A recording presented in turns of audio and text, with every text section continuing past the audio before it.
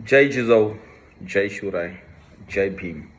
Video कसा आला, काय क्वालिटी आहे, त्याच्यापेक्षा या व्हिडिओमध्ये जो कंटेंट सांगतोय तो समजून घेण्याचा प्रयत्न करावा. कदाचित या व्हिडिओनंतर भारतात येणं माझं अजून अवघड होऊन जाईल. आता देवेंद्र फडणवीस या व्यक्तीला दिल्लीमध्ये जायचं आहे आणि पंतप्रधान बनायचं आहे, हे काही लपून राहिलेलं नाही आहे.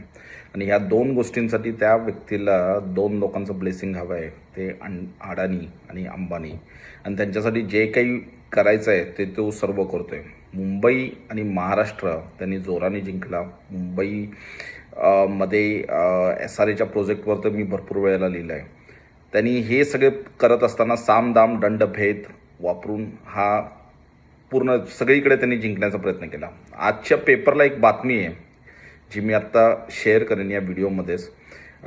ETमध्ये ती बातमी आली आहे. जुहू गल्लीचा 101 एकरचा प्रोजेक्ट हा रिलायन्सने SRAचा प्रोजेक्ट जिंकला म्हणून ही बातमी आता आलेली आहे. आता ही सर्व गोष्ट लक्षात घ्या की जुहू गल्लीचा प्रोजेक्ट काय, तोच प्रोजेक्ट जो अंबानी मोहित कंबोजकडे होता तो आता रिलायन्सकडे कसा ट्रान्सफर होतो याचा स्टँडर्ड ऑपरेटिंग वर्कफ्लो समजून घेणं फार गरजेचं आहे. आता हा 101 एकरचा जमीन प्रोजेक्ट म्हणजे कुठे, बीचला लागून असणारी जी काही स्लम आहे मुंबईमध्ये जुहूला, तो पूर्णच्या पूर्ण म्हणजे एअरपोर्टच्या आजूबाजूची जमीन ही अंबानीला देण्याचं चालू आहे. हा ऑलरेडी प्रोजेक्ट जुहू गल्लीचा प्रोजेक्ट म्हणजे याच्यावर भरपूर जणांनी आवाज उचलला. इवन खासदार गायकवाड ताईंनी त्याच्यावर म्हणजे आवाज उचलला होता की हा मोहित कंबोजकडे हा पूर्णच्या पूर्ण प्रोजेक्ट कसा गेला, एकाच माणसाकडे एवढे प्रोजेक्ट कसे काय जात आहेत. तर वर्कफ्लो असा होता की महादेव रियालिटी म्हणजे मी महादेव रियालिटीचे डॉक्युमेंट्स टाकले होते. महादेव रियालिटीच्या नावाने शेल कंपन्या तयार केल्या गेल्या. मोहित कंबोजने या शेल कंपन्या तयार करताना त्याच्या ड्रायव्हरच्या नावावर तयार केल्या, त्याच्या इतर लोकांच्या नावावर तयार केल्या. प्रत्येक मुंबईच्या सबर्बमधल्या एका सिटीच्या नावाने ते शेल कंपन्या तयार केल्या. म्हणजे महादेव रियालिटी बांद्रा, महादेव रियालिटी हे, महादेव रियालिटी जुहू आणि अशा पद्धतीने केल्यानंतर हे SRAचे प्रोजेक्ट त्यांनी NCLTच्या माध्यमातून ते मिळवले. NCLTच्या माध्यमातून मिळवत असताना हे प्रोजेक्ट तुम्ही त्याचे सर्व डॉक्युमेंट NCLTच्या वेबसाईटवर मिळतील. म्हणजे काय, मोहित कंबोजला अंबानीने डर्टी लॉन्ड्री म्हणजे अंबानी आणि फडणवीसने डर्टी लॉन्ड्री करण्यासाठी दिलं होता. या माणसाने हे सर्व प्रोजेक्ट आपल्या महादेव रिएलिटरच्या नावावर ट्रान्सफर करून घेतले. मी तुम्हाला काही त्याचे डॉक्युमेंट्स माझ्याकडे आहेत, जे NCLTचे माझ्याकडे पोचलेले डॉक्युमेंट्स आहेत. त्या डॉक्युमेंटमध्ये तुम्हाला लक्षात येईल की चाळीकडून बोलण्यासाठी ही जो माणूस गेलाय तो मोहित कंबोजचा CEO आहे. ह्याच्यामध्ये त्याचं नाव चापेकर काहीतरी त्याचं नाव आहे. आणि त्या चापेकर मोहित कंबोजच्या वतीने जातो की आणि चाळीकडनं बाजू मांडतो. मोहित कंबोजचा माणूस चाळीकडून जाऊन बाजू मांडतोय. अशा पद्धतीचे काही डॉक्युमेंट्स आहेत. मी ते शेअर करीन. मी ते पुन्हा पूर्ण डॉक्युमेंट्स वाचून दाखवायचा एकदा व्हिडिओ करीन आणि त्याच्यामध्ये हे मांडण्याचं काम करेन. तर हे प्रोजेक्ट सर्वच्या सर्व प्रोजेक्ट मोहित कंबोजला पहिल्यांदा ट्रान्सफर केले. म्हणजे ह्याची जी डर्टी लॉन्ड्री जी होती, जो काही घाणेरडा प्रकार होता ज्याच्यामध्ये रिलायन्सचं नाव यायला नको किंवा पिरामलचं नाव. पिरामल कोण, पिरामल म्हणजे अंबानीचा जावई, त्याची कंपनी ईशा अंबानींचं ज्यांच्याशी लग्न करून दिलं आहे पिरामल बिल्डर, त्या पिरामल बिल्डरचं प्रत्येक NCLTच्या लिक्विडेशन डॉक्युमेंटवर नाव आहे की आम्ही पैसे देतोय म्हणून. अशा पद्धतीने त्यांनी त्या ह्याच्यामध्ये ते मांडलेलं आहे. आता मला तुम्हाला सांगायचं आहे की मोहित कंबोजने हे पूर्णच्या पूर्ण प्रोजेक्ट घेतले महादेव रियालिटीवर.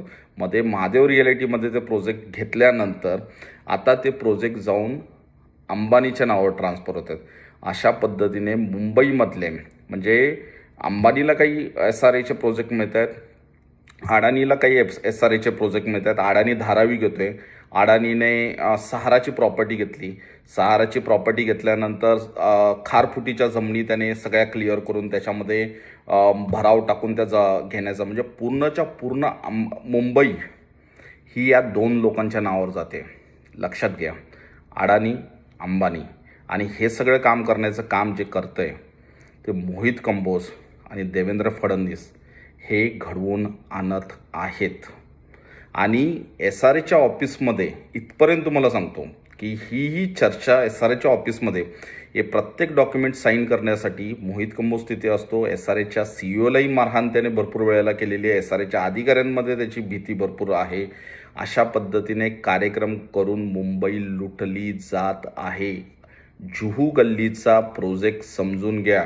त्याचा स्टँडर्ड वर्कफ्लो असा आहे, तो प्रोजेक्ट मोहित कंबोजकडे ट्रान्सफर झाला, मोहित कंबोजच्या शेल कंपनीवर ट्रान्सफर झाला, त्याच्याकडे ॲस्पेक्टकडे ट्रान्सफर झाला, ॲस्पेक्टकडनं तो आता रिलायन्सकडे ट्रान्सफर होतो आहे. आणि तिथली जी स्लममधली लोकं आहेत, म्हणजे आणखीन एक गोष्ट लक्षात घ्या, कुठलाही एस आर एचा बिल्डर स्लममध्ये जाऊन कुठलाही बिल्डर स्लममध्ये जाऊन आपला पैसा इन्व्हेस्ट करणार नाही. का तर तुम्ही जर एखादा 5 करोड 10 करोडचा फ्लॅट घेताय तर तो तुम्ही अशा नेबरहूडमध्ये घेणार नाहीत जिथे स्लम आहे. त्यामुळे त्या स्लममधल्या लोकांना तिथून हकलून त्यांनी दुसऱ्या ठिकाणी पाठवून पूर्णच्या पूर्ण जुहू, वरळी आणि आजूबाजूचा साऊथ मुंबई आणि खास करून त्या भागातला समुद्राच्या फेसिंगला असणारे सर्व स्लम क्लिअर करून फक्त आणि फक्त 2 माणसांच्या गळ्यामध्ये घातली जात आहेत. ही बातमी या ईटीमध्ये आली आहे. आणि मी तुम्हाला आणखीन एक गोष्ट सांगतो, या विषयावर ना ठाकरे बोलतील या विषयावर, कारण त्यांनी अंबानीशी रिलेशन बदलणार नाहीत. या विषयावर काँग्रेसही बोलेल याचीही मला खात्री नाही.